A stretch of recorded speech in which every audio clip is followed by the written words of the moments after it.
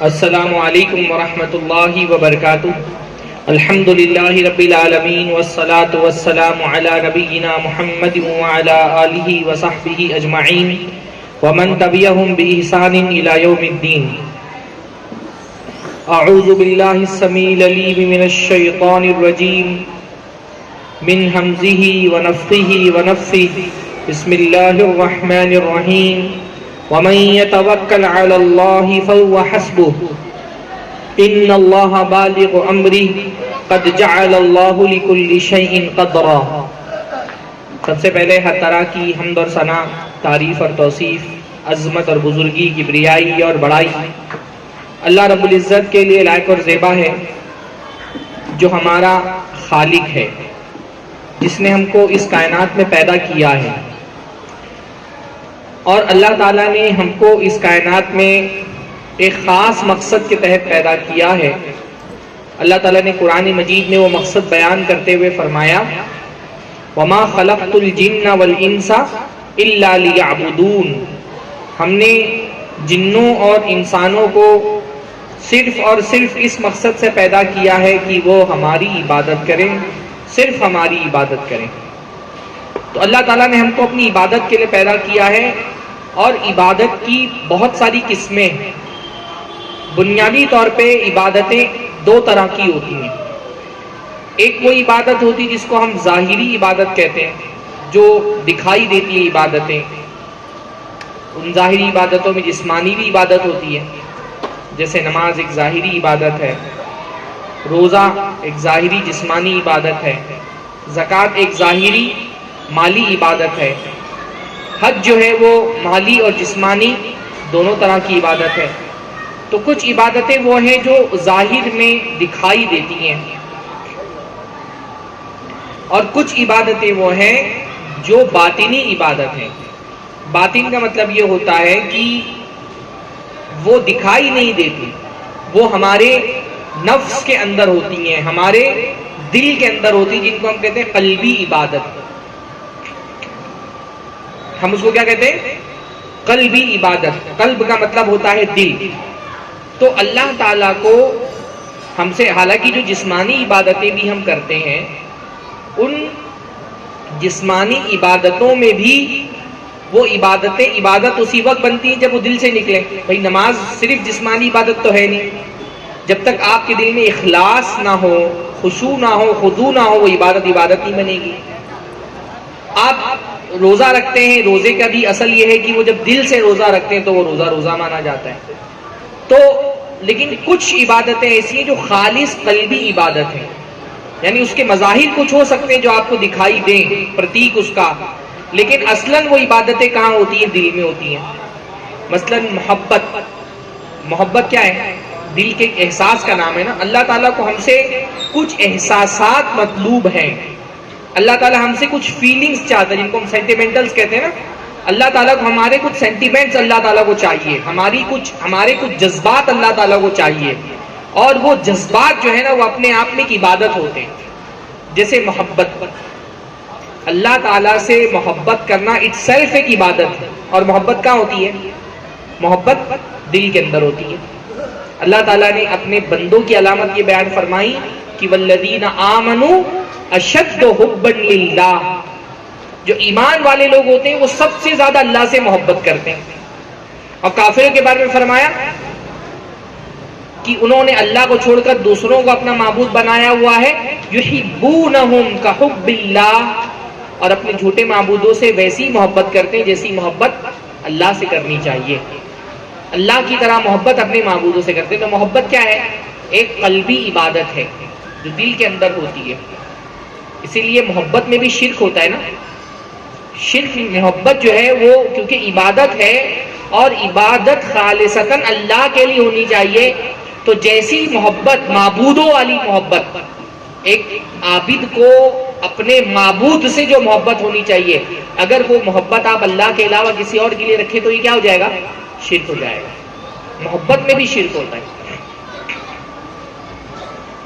ایسے ہی خوف کہاں ہوتا ہے؟ دل کے اندر ہوتا ہے نا۔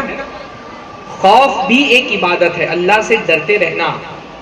اللہ کے عذاب سے ڈرنا، اللہ کی ناراضگی سے ڈرنا، یہ خوف بھی کیا ہے؟ کہ عبادت ہے۔ اور خوف کہاں ہوتا ہے؟ دل کے اندر ہوتا ہے۔ ٹھیک ہے، بعض اعمال میں وہ ظاہر ہو جاتا ہے، پر خوف کا اصل مرکز کیا ہوتا ہے؟ دل ہوتا ہے۔ تو خوف بھی اللہ تعالیٰ کی ایک عبادت ہے، محبت اللہ کی عبادت ہے، امید، رجا جس کو کہتے ہیں، امید بھی اللہ تعالیٰ کی عبادت ہے۔ اللہ سے امید رکھنا، توقع رکھنا کہ وہ ہمارے گناہوں کو بخش دے گا۔ اخلاص بھی کیا ہے؟ دل کی عبادت ہے۔ ہاں، یقین کیا ہے؟ دل کی عبادت ہے۔ تو دل کی بہت ساری عبادتیں ہیں۔ شکر بھی میں نے بتایا، شکر زبان سے بھی ہوتا ہے، اعضاء سے بھی ہوتا ہے اور دل سے بھی ہوتا ہے۔ تو ان بہت ساری عبادتوں میں ایک اہم ترین عبادت ہے جو دل کی، آج کے ہمارے درس کا موضوع ہے، وہ عبادت ہے توکل۔ توکل، عام طور پہ لوگ توکل بولتے ہیں، وہ توکل نہیں ہے، وہ کیا ہے؟ توکل۔ ہاں، تو توکل بھی اللہ تعالیٰ کی عبادت ہے۔ اس سے پہلے کہ ہم اس موضوع کو سمجھیں، توکل کی ڈیفینیشن کیا ہوتی ہے یہ سمجھ لینا چاہیے۔ توکل یہ واو کاف لام سے بنا ہے، اور واو کاف لام میں کسی معاملے کو کسی کے سپرد کر دینے کے معنی پائے جاتے ہیں، وکلا۔ اسی لیے ہم اردو میں لفظ استعمال کرتے ہیں وکیل، ہے نا؟ وکیل کا مطلب کیا ہوتا ہے؟ وکیل کا مطلب کیا ہوتا ہے کہ ایک میرا کیس ہے، مجھے عدالت میں جانا ہے، اب قانون کے جو داؤ پیچ ہیں وہ مجھے سمجھ میں نہیں آتے، جج کے سامنے گفتگو کرنے کا مجھ کو سلیقہ نہیں ہے، تو میں کیا کرتا ہوں؟ ایک وکیل ہائر کرتا ہوں اور اپنا کیس کیا کرتا ہوں؟ اس کے سپرد کر دیتا ہوں کہ بھائی میں یہ قانونی چکر وغیرہ کچھ نہیں جانتا، میں نے اپنا کیس تمہارے حوالے کر دیا، اب تم مجھے جیت کر کے دو، ہے نا؟ وکیل میں کیا کس کے معنی پائے جاتے ہیں؟ سپردگی کے معنی پائے جاتے ہیں، کہ میں نے یہ کام آپ کے سپرد کیا ہے، اب اس کو بنا کر کے دینا آپ کی ذمہ داری ہے۔ تو توکل میں بھی کیا ہوتا ہے؟ بندہ اپنے معاملے کو اللہ کے سپرد کر دیتا ہے۔ توکل میں پہلی چیز یہی ہوتی ہے کہ بندے نے اپنا معاملہ اللہ کے سپرد کر دیا ہے، اپنے مسائل میں اللہ پر ڈیپینڈ ہو جانا، اللہ رب العالمین پر اعتماد کرنا، اللہ پر بھروسہ کرنا، اللہ سے اچھا گمان رکھنا، پہلی چیز ہے توکل میں اعتماد۔ اب یہ اعتماد کہاں ہوگا؟ یہ دل کے اندر ہی ہوگا نا۔ اعتماد، یقین، بھروسہ، یہ کہاں ہوتا ہے؟ یہ دل کے اندر ہوتا ہے۔ لیکن اعتماد کا یہ مطلب قطعی نہیں ہے کہ آپ کو اسباب نہیں اختیار کرنا ہے۔ اس لیے علماء جب توکل کی تعریف کرتے ہیں تو وہ کہتے ہیں کہ اعتماد اللہ پر، دل کا اللہ پر بھروسہ کرنا، الاخذ بالاسباب، اور اس کے ساتھ جو اسباب اللہ نے رکھے ہیں، مینز رکھے ہیں، وسائل رکھے ہیں چیزوں تک پہنچنے کے، نفع حاصل کرنے کے یا نقصان سے بچنے کے، اپنی ہاتھ کی تک کے ان وسائل کو اختیار کرنا، ہے نا؟ اللہ پہ بھروسہ کرنا، وسائل کو، اسباب کو اختیار کر کے، اس کا نام توکل ہے۔ سمجھ رہے ہیں نا مطلب؟ یعنی اللہ رب العالمین پہ توکل کا یہ مطلب نہیں ہے کہ مجھے اللہ پہ بہت بھروسہ ہے تو میں ہاتھ پہ ہاتھ رکھ کر کے بیٹھ گیا ہوں اللہ آسمان سے رزق فراہم کرے گا، ایسا ہے؟ توکل کا یہ مطلب نہیں ہے کہ میں ہاتھ پہ ہاتھ دھر کے بیٹھا ہوا ہوں کہیں سے رزق کا انتظام ہو جائے گا، نہیں۔ اپنی محنت کرنی ہے اور یہ یقین رکھنا ہے کہ میری اس محنت میں اثر دینے والا کون ہے؟ اللہ ہے۔ اپنی کوشش کرنی ہے، حلال راستہ اختیار کرنا ہے، حلال وسائل اور اسباب اختیار کرنے ہیں، لیکن بھروسہ وسائل پر نہیں ہے۔ یہ سمجھنا ہے کہ ان وسائل میں تاثیر اور اثر کب پیدا ہوگا؟ جب اللہ تعالیٰ اس کے اندر اثر پیدا کرے گا۔ وسائل کو چھوڑ دینا توکل نہیں ہے، بے وقوفی ہے۔ اس لیے آپ دیکھیے اللہ کے نبی صلی اللہ علیہ وسلم نے توکل کی کتنی پیاری مثال دی۔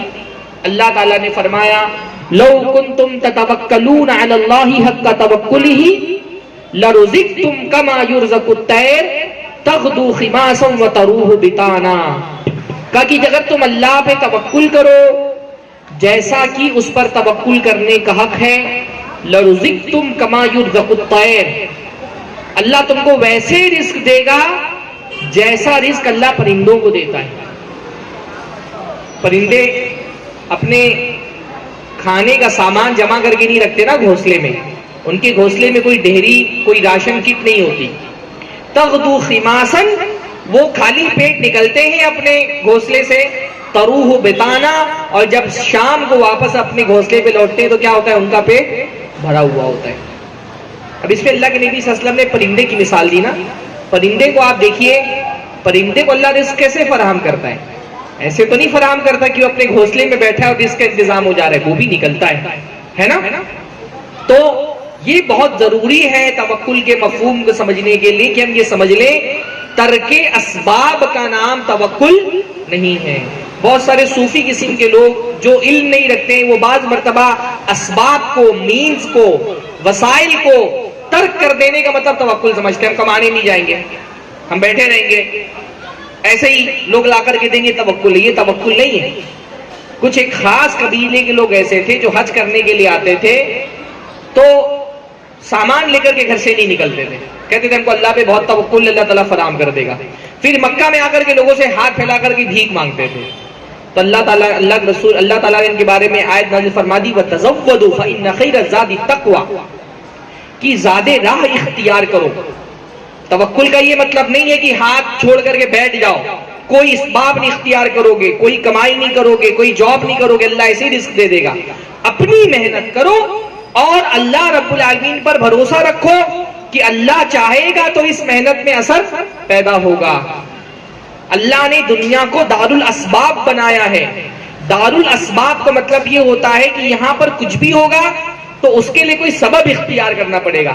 حتیٰ کی انبیاء کو جو معجزات دیے گئے ان معجزات میں بھی ان کو کچھ محنت کرائی گئی ہے کہ نہیں؟ ہاں, اللہ نے انبیاء کو جو معجزات دیے, حضرت موسیٰ علیہ السلام, فرعون کا لشکر پیچھے ہے اور حضرت موسیٰ علیہ السلام چلے جا رہے ہیں, سامنے آ گیا بہت بڑا سمندر. اب کیا ہوا؟ کیا سمندر اپنے آپ دو حصوں میں تقسیم ہو گیا؟ ہاں, کیا ہوا؟ کیا کرنا پڑا حضرت موسیٰ کو؟ ہاں, لاٹھی لے کے مارنا پڑا نا. اللہ تعالیٰ چاہتا تو بغیر لاٹھی مارے بھی تو سمندر دو حصوں میں تقسیم ہو سکتا تھا نا. ہاں, اللہ تعالیٰ چاہتا تو لاٹھی مارے بغیر بھی سمندر دو حصوں میں تقسیم ہو جاتا, لیکن نہیں. اللہ نے یہ پیغام دیا, اللہ مدد کرتا ہے لیکن مدد کرنے سے پہلے کیا ہے؟ تم کو اپنی کوشش کرنی ہے. تم اپنی کوشش کرو, پھر تمہاری کوشش میں برکت کون دے گا؟ اللہ دے گا. پھر وہ اللہ تعالیٰ پہ چھوڑ دو, پھر یہ مت دیکھو کہ کوشش چھوٹی ہے یا بڑی ہے, چھوڑ دو اللہ پہ. اللہ چھوٹی کوشش سے بھی بڑے اثرات دے سکتا ہے, لیکن تم کو اپنی کوشش کرنی ہے. حضرت مریم علیہ السلام, اللہ پہ کتنا توکل تھا. پریگنینسی کی حالت میں ہے, اللہ تعالیٰ نے کہا جاؤ فلاں کھجور کے پیڑ کے نیچے بیٹھ جاؤ. اللہ تعالیٰ چاہتا, پھر اللہ نے کیا فرمایا؟ وَهُزِّي إِلَيْكِ بِجِذْعِ النَّخْلَةِ تُسَاقِطْ عَلَيْكِ رُطَبًا جَنِيًّا, فرمایا ہلکے سے ٹہنی کھینچو, کھجور کی ٹہنی ہلکے سے کھینچو تو ساقط علیک رطبا جنیا, تازہ تازہ کھجور تمہارے اوپر گریں گے. کیا اللہ تعالیٰ بغیر ٹہنی کھینچے ہوئے کھجور نہیں گرا سکتا تھا؟ گرا سکتا تھا. پر اللہ نے دنیا میں طریقہ یہی رکھا ہے, اپنی محنت کرو, اپنا سبب اختیار کرو, پھر اللہ جب دینے پر آئے گا تو اللہ تعالیٰ تو کسی نیچرل لا کا محتاج نہیں ہے نا. جو لاز ہیں نیچر کے اللہ تعالیٰ نے بنائے ہیں. اللہ تعالیٰ جب مدد کرنے پر آتا ہے تو نیچر کے لاز توڑ کر کے اللہ تعالیٰ مدد کرتا ہے نا. لاز آف نیچر اللہ کے قوانین ہیں, اللہ کا دستور ہے, اور اللہ جب چاہتا ہے اپنے بندوں کو مدد کرنے کے لیے تو وہ اللہ اپنے قوانین توڑ کر کے مدد کرتا ہے. تو تم کو یہ نہیں دیکھنا ہے کہ نہیں اتنی سی کوشش میں کیسے ہونے والا ہے. حضرت موسیٰ نے یہ نہیں سوچا نا کہ ایک لاٹھی کے مارنے سے سمندر کیسے دو ٹکڑوں میں تقسیم ہو سکتا ہے. بس اللہ نے کہا کر دینا ہے, باقی کام اللہ پہ چھوڑ دینا ہے. اللہ چاہے گا تو پانی کا پہاڑ بنا دے گا, اللہ چاہے گا تو آگ کو گلزار بنا دے گا. اللہ چاہے گا تو پانی کا پہاڑ بنا دے گا, اللہ چاہے گا تو آگ کو گلزار بنا دے گا. اللہ تعالیٰ کے لیے کچھ بھی مشکل نہیں ہے. اللہ تعالیٰ کے لیے کوئی بھی چیز اللہ کی قدرت سے باہر نہیں ہے, لیکن تم کو اپنی کوشش کرنی ہے, تم کو اپنی محنت کرنی ہے. اللہ تعالیٰ تو کبھی کبھی بندے کو آزمانے کے لیے اس کی, دیکھو توکل کا یہ مطلب قطعاً نہیں ہوتا ہے کہ آپ نے ابھی توکل کیا ابھی مسئلہ حل ہو جائے گا, ایسا نہیں ہوتا توکل کا مطلب. اللہ نے وعدہ کیا ہے وَمَن يَتَوَكَّلْ عَلَى اللَّهِ فَهُوَ حَسْبُهُ, جو بھی اللہ میں توکل کرے گا اللہ اس کے لیے کافی ہو جائے گا. یہ اللہ کا وعدہ ہے، تم اللہ پہ توکل کرو گے اللہ تم کو خالی ہاتھ نہیں جانے دے گا، تمہاری مرادیں پوری ہوں گی، تمہاری دعائیں قبول کی جائیں گی، تمہاری حاجتوں کی براری ہوگی، تمہاری ضرورتوں کو اللہ پوری کرے گا۔ لیکن ان اللہ بالغ امری، اللہ تعالیٰ اپنا معاملہ پورا کر کے رہتا ہے۔ توکل کا مطلب ہوتا ہے اللہ کی قدرت پہ بھروسہ، اور جب بندہ اللہ کی قدرت پہ بھروسہ کر لیتا ہے تو پھر اس کو فکر نہیں رہ جاتی۔ کوئی معاملہ ایسا تو نہیں ہے نا کہ ہم اس پر بھروسہ کرتے ہوئے اللہ سے یہ سوچیں پتہ نہیں اللہ تعالیٰ یہ کر سکتا ہے کہ نہیں کر سکتا ہے، ایسا ہے؟ ہاں، اللہ تعالیٰ پہ جب بھروسہ کریں تو کیا ہم کو یہ سوچنا پڑے گا کہ یہ کام تو ویسے بہت مشکل ہے، پتہ نہیں اللہ کر سکے گا کہ نہیں کر سکے گا، ایسا سوچنا ہے؟ ان اللہ بالغ امری، اللہ جب چاہتا ہے جو چاہتا ہے کر دیتا ہے، وہ علی کل شیء قدیر ہے، ہر چیز پر قادر ہے، وہ دینا چاہے کوئی روک نہیں سکتا، وہ روکے نہ چاہے کوئی دے نہیں سکتا۔ ہم کو ایک ایک دعا کے اندر جو ہے نا توکل کی تعلیم دی گئی ہے۔ نماز آپ پڑھتے ہیں، نماز کے بعد کون سی دعا پڑھتے ہیں؟ لا الہ الا اللہ وحدہ لا شریک لہ لہ الملک ولہ الحمد وہو علی کل شیء قدیر، اللہ کی توحید کا، اس کے قادر ہونے کا حوالہ دیتے ہیں۔ پھر آپ کیا کہتے ہیں؟ اللہم لا مانع لما اعطیت ولا معطی لما منعت، اللہ تعالیٰ تو دینا چاہے تو کوئی چھین نہیں سکتا، یہ توکل ہے۔ اللہ پہ بھروسہ کر لیں، اس کے بعد پھر اور مسئلہ ہی کیا رہ جاتا ہے؟ ہاں، وما لنا الا نتوکل علی اللہ، انبیاء نے کہا کہ ہم اللہ پہ توکل کیوں نہ کریں؟ اللہ زیادہ پاورفل کون ہے؟ اللہ اگر دینا چاہے تو کیا کوئی چھین سکتا؟ نہیں چھین سکتا۔ ولا معطی لما منعت، اور اللہ تعالیٰ دینا چاہے، اللہ تعالیٰ روک لینا چاہے تو کوئی دے نہیں سکتا۔ تو ایک مرتبہ اسباب اختیار کرنے ہیں، اپنی کوشش کرنی ہے، پھر معاملہ اللہ کے سپرد کر دینا، کتنا بھی بڑا کیوں نہ ہو، کتنا بھی بڑا کیوں نہ ہو، کوئی مسئلہ، کوئی معاملہ، کوئی حاجت، کوئی ضرورت اللہ کی قدرت سے باہر تو نہیں ہو سکتی نا۔ ہاں، لیکن اللہ تعالیٰ نے کیا فرمایا؟ قد جعل اللہ لکل شیء قدرا، اللہ نے ہر چیز کا ایک قدر متعین کر دی ہے، ایک ٹائم، ایک اسپیس، ایک جگہ، ایک اماؤنٹ اللہ تعالیٰ نے مقدر کر دیا ہے، وہ کام اسی وقت ہوگا۔ بعض مرتبہ آدمی سوچتا ہے نا، میں تو بہت توکل کر رہا ہوں لیکن 2 مہینے سے جاب نہیں لگ رہی ہے۔ ہاں، توکل کوئی ریموٹ کنٹرول نہیں ہے کہ آپ نے آج توکل کیا اور آج ہی آپ کا مسئلہ حل ہو جائے گا۔ اللہ تعالیٰ بندے کو آزماتا ہے نا، یہ آزمائش کتنی بھی بڑی ہو سکتی ہے۔ بعض مرتبہ اللہ تعالیٰ مصیبت میں ڈال کے بندے کو آزما رہا ہوتا ہے کہ دیکھتا ہوں کب تک اس کا توکل کتنا لانگ لاسٹنگ ہے، کتنا دیر تک توکل کر سکتا ہے۔ بھئی حضرت ہاجر کا سوچیں، حضرت ہاجر کون تھی؟ حضرت ابراہیم علیہ السلام کی بیوی، کتنا توکل تھا اللہ پہ کہ اللہ کے نبی حضرت ابراہیم جب چھوڑ کر کے جا رہے ہیں صحرا میں تو کیا کہہ رہی ہیں؟ کس کے حکم سے چھوڑ کے جا رہے ہو؟ یہ صحرا، یہ ریگستان، بے آب و گیا وادی، پینے کے لیے پانی نہیں، کھانے کے لیے کھانا نہیں، سایہ لینے کے لیے کوئی پیڑ نہیں، مجھ کو اور اس معصوم سی جان کو چھوڑ کر کے کیسے جا رہے ہو؟ کیا اللہ تعالیٰ نے حکم دیا ہے چھوڑنے کا؟ حضرت ابراہیم کہتے ہیں ہاں اللہ نے حکم دیا ہے۔ تو حضرت حاجر کیا کہتی؟ اذن لا یضیعنا، تو اللہ ہم کو ضائع نہیں کرے گا۔ کتنا، کیا توکل کی ہائٹ کیا ہے؟ ظاہر میں تو اسباب نہیں دکھ رہے نا، بیچ ریگستان میں ایک معصوم سی جان کو ایک عورت کے ساتھ چھوڑے جا رہے ہیں، یہاں تو کھانا دور، پانی کی بھی انتظام نہیں ہے، اس معصوم کی پیاس کون بجھائے گا؟ کہیں پہ کوئی وسیلہ، اسباب نہیں دکھ رہا، لیکن اللہ پہ بھروسہ کیسا ہے؟ کہہ رہی اذن لا یضیعنا، کہ آپ کو اللہ نے حکم دیا ہے تو آپ جائیے، اللہ ہم کو ضائع نہیں ہونے دے گا۔ یہ بھروسہ ہے اللہ پہ۔ ہمارا کوئی آدمی سوچ لے کہ میں دوسری شادی کرنا چاہتا ہوں تو پہلی کیا بولتی ہے؟ ہم کو کون کھلائے گا، ہم کو کون پلائے گا، ہمارا کون دیکھ بھال کرے گا؟ ارے اللہ کی بندیوں، وہی بولو جو حضرت ہاجر نے کہا تھا، اذ اللہ یضیعنا، اللہ نے آپ کو حکم دیا آپ کریے، اللہ ہم کو ضائع نہیں کرے گا۔ اسباب، وسائل فراہم کرنے والا اللہ ہے۔ اب بچے کو پیاس لگی، پانی پاس میں نہیں ہے، اتنا توکل ہونے کے بعد بھی کیا کیا انہوں نے؟ بیٹھی نہیں، صرف دعائیں کرتے نہیں، ہاں صرف بیٹھ کے دعائیں نہیں کی نا، کیا کیا؟ صفا سے مروہ، مروہ سے صفا، صفا سے مروہ، مروہ سے صفا، چکر بھی لگا رہی ہیں۔ توکل کا یہ مطلب نہیں ہے کہ بس ایک جگہ بیٹھ کے دعائیں کرتے رہو، چکر لگا رہی ہے، صفا مروہ 7 چکر لگائے۔ ابھی تو حاجیوں کے لیے آسان ہو گیا نا، پہلے تو پہاڑیاں تھیں، ریگستان تھا، پتھریلی زمین تھی، وہ ماں کی محبت، وہ تڑپ، وہ درد، وہ تکلیف، اپنے بچے کو روتا بھی لگتا ہوا دیکھ رہی ہیں، اور بچے پانی سے بچہ رویا جا رہا ہے۔ تو توکل کا یہ مطلب نہیں تھا، اتنی ہائی توکل کی تھی کہ کہیں اللہ تعالیٰ کو ضائع نہیں کرے گا، پر اس توکل کا یہ مطلب نہیں کہ اب بیٹھے رہنا ہے، چکر لگا رہی ہے، کہیں کوئی قبیلہ دکھ جائے، کوئی قافلہ آتا ہوا دکھ جائے، کہیں پانی کا کوئی نشان مل جائے۔ 7 چکر لگانے کے بعد پھر پانی کہاں سے نکلا؟ وہیں سے نکلا جہاں سے اس کو نکلنا تھا۔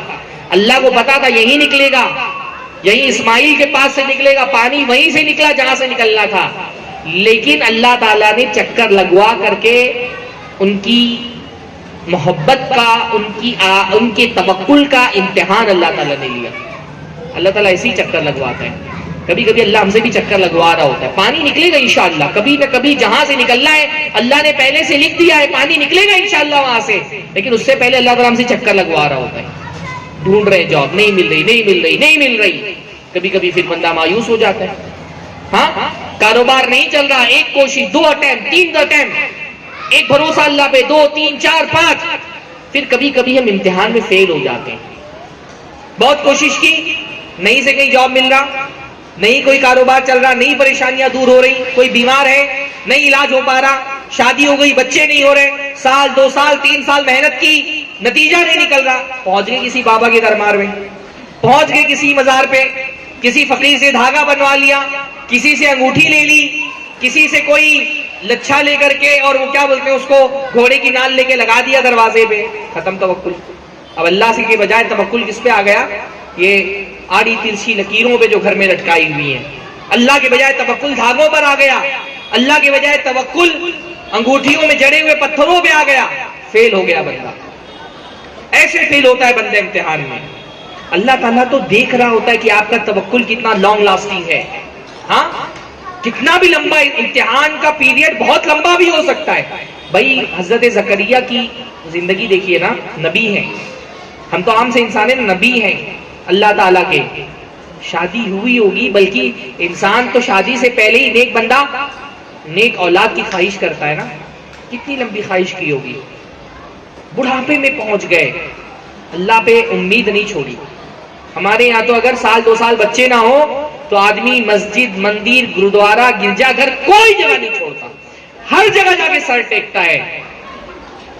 حضرت زکریا کا توکل دیکھیں، کو اتنی عمر ہو گئی، اللہ پہ بھروسہ نہیں ختم ہوا۔ کتنی پیاری دعا ہے واللہ، وہ دعائیں جو دل کو بہت نرم کرتی ہیں قرآن مجید میں، ان میں سے حضرت زکریا کی دعائیں، کیا عاجزی ہے، کیا انکسار ہے، کیسے ایک بندہ اپنا درد اللہ کے سامنے رکھتا ہے۔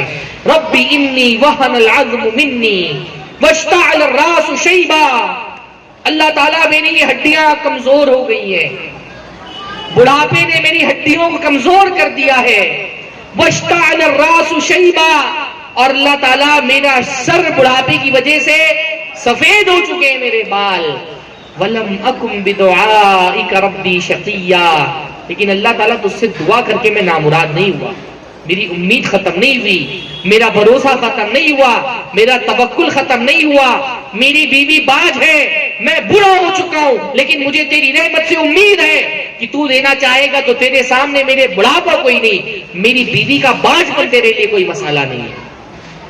تو دیا اللہ نے، پھر اللہ نے دیا، اور دیا بھی تو کیسے دیا، وہ تو نارمل ایک اولاد مانگ رہے تھے نا، اللہ نے نبی دے دیا، اولاد کی صورت میں نبی دے دیا۔ لم نجعل له من قبل سميا، پھر یحییٰ عطا فرمائے ہم نے، اور ایسا بچہ کی ایسا نام ہی اس سے پہلے کسی کو نہیں دیا گیا۔ تو اللہ کے بندو ہارا مت کرو، مسائل تو آئیں گے، آزمائش آئیں گی، زندگی امتحان ہی کا نام ہے، یہ امتحان چھوٹا ہوگا، بڑا ہوگا، 1 2 سال چلے گا، پوری زندگی چل سکتا ہے، ہو سکتا ہے زندگی میں اس ملے ہی نہ، کیونکہ اللہ نے آخرت میں تمہارے لیے کوئی بڑا انتظام کیا ہوگا، ہے نا، کبھی دنیا میں ملتا ہی نہیں ہے، کیونکہ اللہ تعالیٰ نے آخرت میں انتظام کیا ہوا ہوتا ہے ہمارے لیے۔ اللہ پہ بھروسہ رکھو، بس اللہ سے امید، اللہ تم سے جتنی محبت کرتا ہے کائنات میں کوئی شخص اتنی نہیں کر سکتا۔ ہاں صحابہ کرام نے صحابہ کرام نے ایک مرتبہ ایک علاقہ فتح کیا. علاقہ فتح ہوا تو ذرا کیاؤس مچا، انتشار ہو گیا، ازدحام ہو گیا، اور اس ازدحام میں ایک عورت کا بچہ غائب ہو گیا. بڑی بیچاری پریشان ہے، رو رہی ہے، ڈھونڈ رہی ہے، تلاش کر رہی ہے، بچہ نہیں مل رہا ہے. اور اچانک دیکھا کہ غلاموں کے بیچ میں بچہ پڑا ہوا ہے، لپ کی بچے کی طرف اٹھایا، اس کو سینے سے لگا لیا، دودھ پلانے لگی. اللہ کے رسول اور صحابہ نے جب یہ منظر دیکھا تو اللہ کے نبی نے فرمایا للہ ارحم بعبادہ من ہذہ بولدہا، کہ اللہ رب العالمین، اللہ کی قسم، اللہ رب العالمین اس سے زیادہ اپنے بندوں سے محبت کرتا ہے جتنا یہ ماں اپنے بچے سے کرتی ہے. حالانکہ واللہ ماں کی عظمت ہے یہ کہ اللہ کو جب اپنی محبت سمجھانی ہوئی تو اللہ نے ماں کی محبت کو بطور مثال پیش کیا. اللہ کے رسول نے فرمایا اللہ تم سے اس سے زیادہ محبت کرتا ہے جتنا یہ ماں اپنے بچے سے کرتی ہے. تو اتنا محبت کرنے والا رب ہم کو کیوں ضائع ہونے دے گا؟ ہاں، تو اللہ تعالیٰ کبھی کبھی روک کر کے رکھتا ہے ہماری چیزوں کو، کیونکہ اس کو ہم کو کچھ بڑا دینا ہوتا ہے. ہم جو مانگ رہے ہوتے ہیں ہمارے لیے بعض مرتبہ نقصان دہ ہوتا ہے، ہم کو پتا نہیں ہوتا، اللہ تعالیٰ روک کر کے رکھتا ہے. اللہ نے بڑا انتظام کیا ہوتا ہے، بچی کی شادی نہیں ہو رہی ہے، آدمی پریشان ہوتا ہے، اللہ تعالیٰ نے کچھ بڑا انتظام کیا ہوتا ہے آپ کے لیے، کچھ الگ دینا چاہ رہا ہے آپ کو، کوئی بڑی چیز آپ کے لیے رکھی ہے. بھائی حضرت ہاجر نے تو پانی چاہا تھا نا، اللہ نے زمزم دے دیا. ہاں، پانی چاہا تھا، ان کو پتا تھا کہ یہ 7 چکر جو اللہ پہ بھروسے میں وہ لگا رہی ہے، ان 7 چکروں کو قیامت تک کے آنے والے انسانوں کے لیے وہ علامت بنا دے گا کہ کوئی حاجی اپنے حج کو مکمل نہیں کر سکے گا، کوئی عمرہ کرنے والا اس کا عمرہ مکمل نہیں ہوگا جب تک اس عظیم ماں کی یادگار میں وہ 7 چکر نہ لگا لے. انہوں نے تو چھوٹی سی چیز مانگی تھی، اللہ کو بڑی چیز دینا تھا.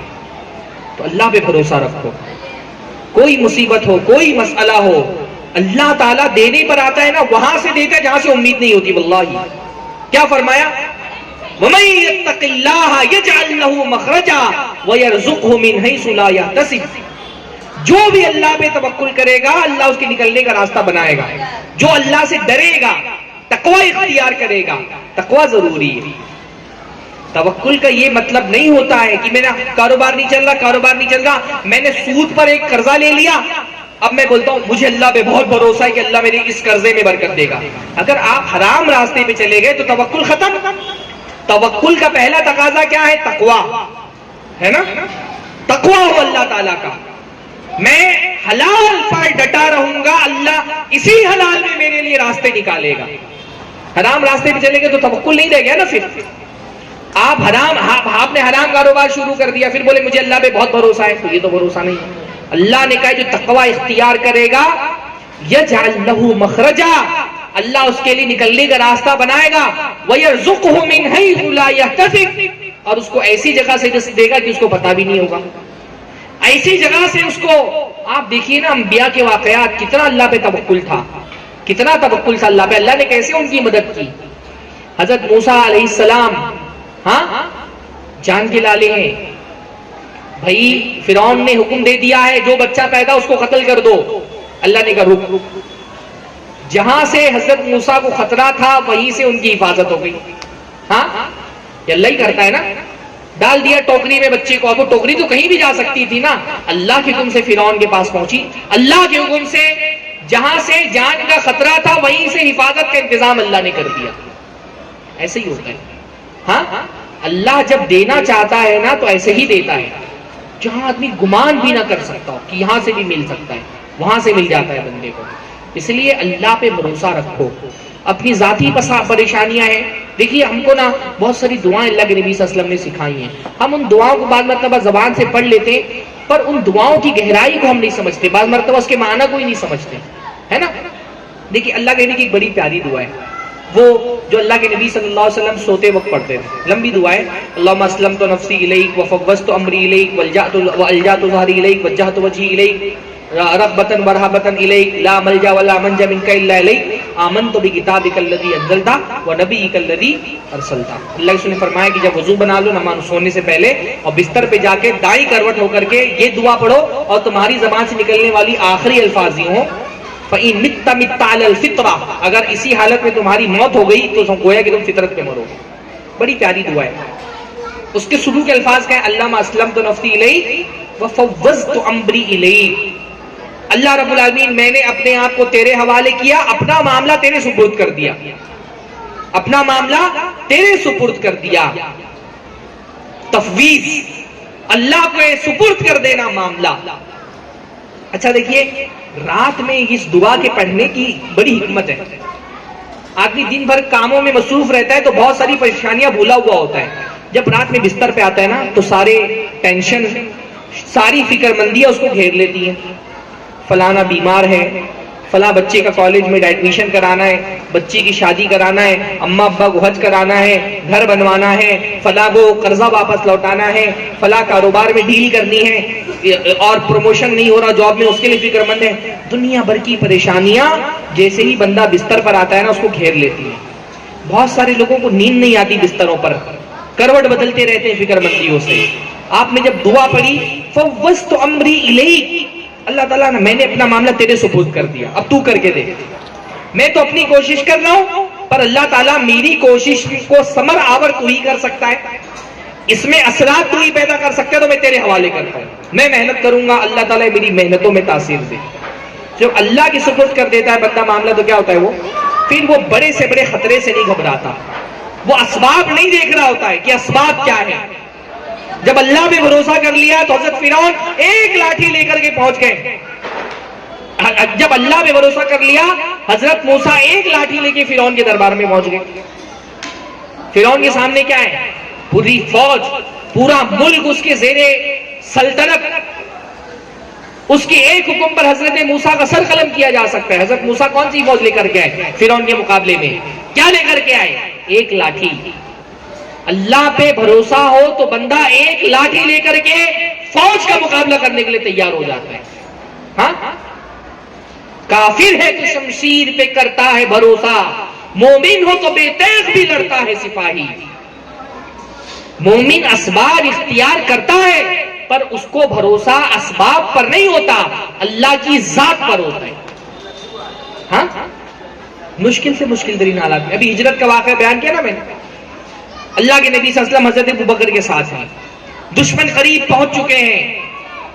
اللہ کے نبی صلی اللہ علیہ وسلم کی گردن پر انعام رکھا گیا ہے، حضرت ابوبکر کی گردن پر انعام رکھا گیا ہے.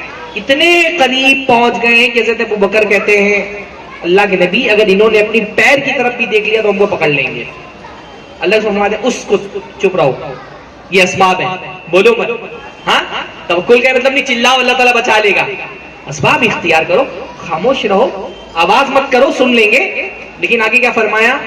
ہاں، اسنانی اللہ ثالثہما، ہم دو ہی ہیں پر ہمارا تیسرا کون ہے؟ اللہ ہے. تو جب اللہ پہ بھروسہ کر لیا تو ڈرنے کی بات نہیں ہے. اسباب اختیار کرو پر بھروسہ اللہ پہ ہونا چاہیے اپنی انفرادی زندگی میں. ہاں، اسباب اختیار کرو پر یہ سوچو اللہ تعالیٰ تو نہیں کرے گا. اسباب کوئی معنی نہیں رکھتے. اگر اللہ تعالیٰ نہ دینا چاہے تو کوئی دے سکتا؟ ہاں، اللہ تعالیٰ نہ دینا چاہے. بعض سلف کہا کرتے تھے عرفت ربی بفسخ العزائم، میں نے اپنے رب کو پلاننگ کے فیل ہو جانے سے جانا. عزائم کا مطلب ہوتا ہے پختہ ارادہ. پختہ ارادہ کر لیا میں نے، ساری پلاننگ کر لی، لاسٹ مومنٹ پہ فیل ہو گئی تو مجھے پتا چلا کہ معاملات میرے ہاتھ میں نہیں ہیں. ایسا ہوتا ہے نا. بعض مرتبہ ایسا نہیں ہوتا کہ ساری پلاننگ پرفیکٹ، لاسٹ مومنٹ میں کوئی مسئلہ آ گیا تو سمجھ میں آتا ہے مسائل، معاملات، امور میرے ہاتھ میں نہیں ہے. حضرت علی سے یہ قول منقول ہے، سفیان ثوری سے بھی کی عرفت ربی بفسخ العزائم، میں نے اپنے رب کو عزائم کے ناکام ہو جانے سے پہچانا. تو اللہ پہ بھروسہ کرو. جب اللہ پہ بھروسہ کرو گے تو اللہ سے مانگو گے نا.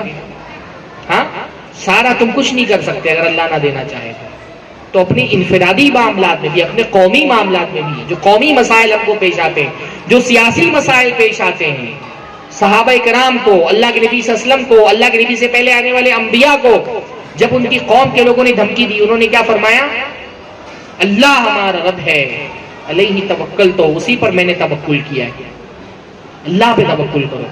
ہاں، اللہ کر سکتا ہے. نہیں آپ دیکھیے کتنی پیاری پیاری دعائیں ہیں. صرف توکل کی تعلیم دعاؤں میں بہت ہے. آپ وہ جو دعا پڑھتے ہیں استخارہ کی دعا، کیا ہے اس میں؟ ہاں اللہم انکا تقدیر ولا اقدر، اللہ تعالیٰ تو کر سکتا ہے میں نہیں کر سکتا. بندہ اپنی بالکل نفی کر دیتا ہے، میں مجھ سے نہیں ہوگا، اگر تو نہ کرے تو میں تو نہیں کر سکتا کچھ بھی. وَتَعْلَمُ وَلَا أَعْلَمُ، اور اللہ تو ہی جانتا ہے میں نہیں جانتا. میں فیوچر میں نے یہ قدم بڑھایا ہے، میں یہ قدم بڑھانے کا سوچ رہا ہوں، لیکن مجھے تو نہیں پتا فیوچر میں کیا ہوگا، تو جانتا ہے. اس لیے میں تجھ سے خیر مانگنے کے لیے آیا ہوں، اس لیے میں تجھ سے دعا مانگ رہا ہوں، کیونکہ تو جانتا ہے میں نہیں جانتا، مجھے سیدھا راستہ دکھا، تو علام الغیوب ہے. تو اللہ سے مانگو. اللہ کے بندو، مصیبتوں میں، اپنی اجتماعی پریشانیوں میں دشمن ہم پر حاوی ہے، مسائل ہیں زندگی کے، سیاسی معاملات کے. صرف سیاست اچھی کر لینے سے کام نہیں بنے گا، صرف پولیٹیکل کوئی ایک لائے عمل بنا لینے سے کام نہیں بنے گا. آپ کی ساری سیاستیں دھری کی دھری رہ جائیں گی اگر اللہ پہ آپ کا بھروسہ نہیں ہے تو. اور بھروسہ ہے تو وہ بھروسہ آپ کی دعاؤں میں دکھے گا، آپ کی عبادتوں میں دکھے گا. اللہ کے رسول صلی اللہ علیہ وسلم نے جب جنگیں لڑی تو ایک طرف اللہ کے نبی صلی اللہ علیہ وسلم نے ساری تیاریاں کی، لیکن دوسری طرف اللہ کے نبی نے کیا کیا؟ دعائیں مانگی، توکل کیا اللہ پہ، بھروسہ کیا، کیونکہ اللہ کے نبی صلی اللہ علیہ وسلم کو پتا ہے کہ یہ جنگیں، یہ تیر و تلوار، ان پر اثر ڈالنے والا کون ہے؟ اللہ رب العالمین کی ذات ہے. تو اللہ پہ بھروسہ کرو. اللہ پہ بھروسہ کرو گے تو جو اللہ پہ بھروسہ کرتا ہے وہ کسی سے نہیں ڈرتا. اللہ کے رسول کے سامنے ایک آدمی ننگی تلوار لے کر کے کھڑا ہے، ہاں کہہ رہا ہے کہ کون بچائے گا تم کو؟ اللہ کے رسول کو اللہ پہ بھروسہ ہے نا، کہہ رہے اللہ بچائے گا. اور معجزاتی طور پہ وہ آدمی ڈر گیا، اس کے ہاتھ کانپنے لگے. جب بندہ اللہ پہ بھروسہ کر لیتا ہے، ننگی تلوار بھی کوئی ہاتھ میں لے کر کے کھڑا ہے اس سے نہیں ڈرتا. ہمارا مسئلہ یہی ہے، ہم پارٹیوں سے ڈرتے ہیں. فلاں پارٹی اقتدار میں آ گئی، فلاں لیڈر اقتدار میں آ گئے، فلاں لوگوں کی حکومت بن گئی، اب ہمارا کیا ہوگا؟ اتنا اللہ سے ڈر جاؤ تو اللہ تعالیٰ تم کو دنیا کی بادشاہت تمہارے ہاتھوں میں کر دے. ہم پارٹیوں سے ڈرتے ہیں، ہم لیڈروں سے ڈرتے ہیں، ہم نیتاؤں سے ڈرتے ہیں، اتنا اللہ سے نہیں ڈرتے ہم. وما قدر اللہ حق قدری، لوگوں نے اللہ کی قدر ہی نہیں کی، اللہ کی ویلیو کو نہیں سمجھا. ہمارا عقیدہ یہ ہے وَتُعِزُّ مَن تَشَاءُ وَتُذِلُّ مَن تَشَاءُ بِيَدِكَ الْخَيْرُ إِنَّكَ عَلَى كُلِّ شَيْءٍ قَدِيرٌ. اللہ تو جس کو چاہتا ہے اقتدار حکومت دیتا ہے، جس کو چاہتا ہے ذلت و پستی دیتا ہے. اللہ تعالیٰ تو ہر چیز پہ قادر ہے. اللہ پہ بھروسہ ہوگا تو دشمن کا خوف دل سے نکل جاتا ہے، چاہے دشمن کتنا ہی بڑا کیوں نہ ہو. بندہ اللہ پہ توکل کرنے والا دشمن کے وسائل و اسباب نہیں دیکھتا، کیونکہ اللہ پہ بھروسہ ہے نا اس کا. وَتَوَكَّلْ عَلَى الْحَيِّ الَّذِي لَا يَمُوتُ، اللہ پہ بھروسہ کرو جو ہمیشہ زندہ ہے، کبھی اس کو موت نہیں آنے والی. اس پہ بھروسہ کرنے والے ناکام نہیں ہوتے. بندوں پہ بھروسہ کرو گے، بندوں کی قدرت میں ہر چیز نہیں، بندے مر جاتے ہیں، بندے بدل جاتے ہیں، بے وفا ہو جاتے ہیں. اللہ رب العالمین بدلتا نہیں ہے. اللہ رب العالمین اپنے وفاداروں کے ساتھ کبھی بھی بے وفائی نہیں کرتا. تو اللہ پہ بھروسہ کرو. اللہ ہم سب کو اس کی ذات پر بھروسہ کرنے کی توفیق نصیب فرمائے. اقول قولی ھذا واستغفر اللہ لی ولکم ولسائر المسلمین واستغفروہ انہ الغفور الرحیم. وآخر دعوانا الحمد للہ رب العالمین. السلام علیکم.